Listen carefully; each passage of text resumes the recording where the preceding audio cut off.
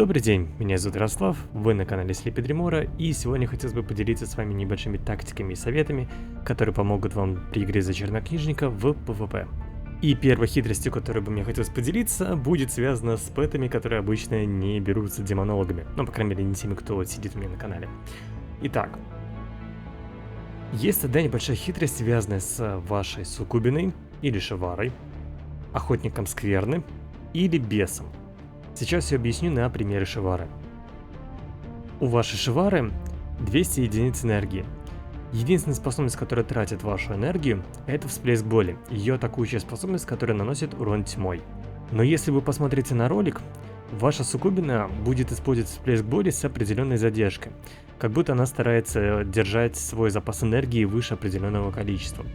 Возможно, это связано с тем, что сейчас в битве за Азерот другие способности, как удар кнутом или соблазн, больше не тратят запас энергии, который был у шивары. Но искусственный интеллект всегда старается оставлять какой-то запас энергии, чтобы ваша шивара всегда могла применить эти способности. И он не учитывает, что удар кнутом и соблазн больше не тратят энергию, они бесплатные. В соответствии с этим мы можем написать отдельный макрос, в котором мы, допустим, сможем объединить наши заклинания Стрела Тьмы и Всплеск Боли, или, допустим, забиндить просто макрос Всплеска Боли на какую-нибудь клавишу, которую мы будем спамить нон-стопом. И тем самым мы добьемся небольшого прироста в ДПС, потому что наша шивара или суккубина будет использовать свой Всплеск Боли по, скажем так, по глобальному кулдауну. Она, конечно, в какой-то момент останется без энергии, но с учетом того, как мы нажимаем данную способность, если мы, допустим, забиндили это на Shadow Bolt, то ваша шивара будет наносить всплеск боли сразу, как только у нее будет эти 60 энергии. В ином случае, если мы оставим это просто на автокаст, она будет наносить свой урон на порядок реже. То же самое касается теневого укуса у вашего охотника скверны или огненной стрелы у беса. Следующий трюк связан уже непосредственно со Стражем Скверны.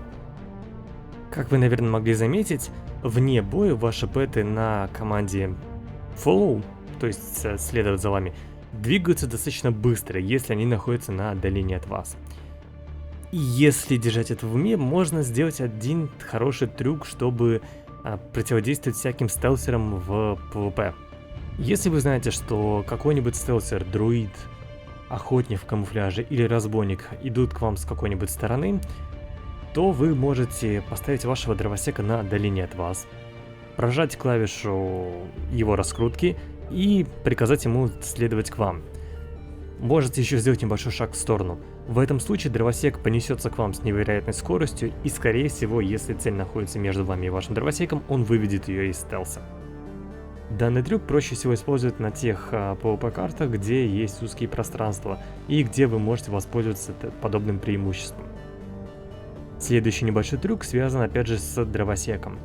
Если вас цапнул рогу и вы знаете, что он находится где-то недалеко от вас, вы можете приказать своему дровосеку включить раскрутку, его базовую, и начать кружить им вокруг вас при помощи команды следовать в определенную сторону.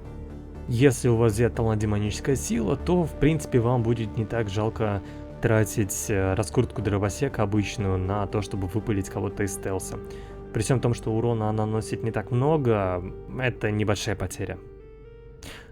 Следующий небольшой короткий нюанс – это то, что ваш талант взрывные желчегнусы не сбивает взятие флага. К сожалению, игра не регистрирует этот урон как тот, который способен сбить противнику взятие флага. Поэтому вам нужно держать это в уме, и если вы пытаетесь прервать кому-то захват флага, лучше воспользоваться вашим пэтом или самому что-нибудь скостить противное в цель. Следующий нюанс достаточно приятный и связан с талантом Призыв Мерзотня. Наш демон Мерзотин способен прыгнуть на цель для того, чтобы сократить дистанцию. Но при этом он также способен прыгнуть на цель, которая находится на возвышенности. То есть, к примеру, если вы находитесь в центре карты Храм Катмогу, а ваш противник находится ярусом повыше, и вы вызовете Мерзотня, то Мерзотин будет способен запрыгнуть до цели, пока она находится в зоне его видимости. То есть цель не отошла более чем на 5 ярдов от края этого яруса. Следующий нюанс опять же связан с Мерзотнем, и это то, что призыв Мерзотня считается школой заклинания огня. В соответствии, Если вам собьют мерзотня, то вы сможете косить все ваши школы заклинания тьмы или школы заклинания теневого огня без какого-либо ограничения. Или же, если вам сбили Shadow Bolt, и у вас есть слушарды, то вы сможете призвать мерзотня, в случае чего. Мило, приятно, полезно. Следующий нюанс связан с талантом Гримуар Страж Скверны. Я уже не раз говорил о проблемах данного таланта, но в рамках этого ролика нужно будет об этом повториться. Так что погнали.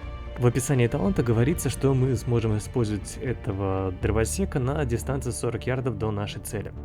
И что он попробует цель застанить. На самом деле это не совсем так.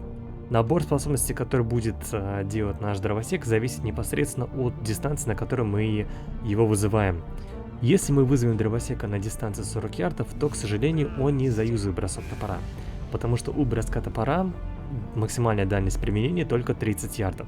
В соответствии, если вы хотите застанить цель, вам лучше использовать дровосека на дистанции ближе, чем 30 ярдов. Но это не все. На самом деле дровосек попытается использовать еще рывок до цели, его способность преследования. Но тут тоже есть небольшой нюанс. Он будет использовать преследование только если он будет находиться на дистанции ближе 25 ярдов. Значит, если мы хотим, чтобы наш дровосек моментально долетел до цели и вместе с этим применил бросок топора быстрее, нам нужно применять нашего дровосека с дистанции 25 ярдов. Применение дровосека на данной дистанции не только обеспечит ему сокращение дистанции с целью в максимально короткий срок, но также обеспечит ему возможность применения его раскрутки уже непосредственно перед целью. Потому что в этом случае первое, что сделает дровосек, это он заюзает свой рывок, вместе с этим он заюзает бросок топора фактически в один глобальный кулдаун. И когда он уже окажется у цели, после того, как его способность преследования будет завершена, он заюзает свою раскрутку. Далее будет нюанс, связанный с PvP-шным талантом вызов Охотника Скверны и запретом чар нашего непосредственно Охотника Скверны. Если вы возьмете PvP-шный талант вызов Охотника Скверны, то вы получите сбитие коста. В условиях говорится, что вы не можете применять этот PvP-шный талант, если вашим питомцем является непосредственно Охотник Скверны.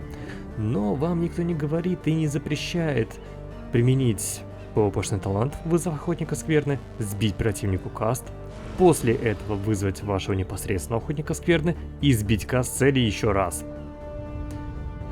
Если вы примените эти способности в данном порядке, то кулдауны у этих двух сбитий кастов будут разные. Если вы заюзите вашего Охотника Скверны и нажмете его запрет чар, то оно уведет на кулдаун ваш PvP-шный спелл вызов Охотника Скверны. Ну а на этом я завершаю свой ролик. Надеюсь, всем все понравилось. Если что, оставляйте свои комментарии, я все читаю. Ну а так, всем всего хорошего. Надеюсь, увидимся с вами в чем-нибудь следующем. Не болейте, не скучайте. Берегите себя и своих близких. Всем удачи. Всем пока.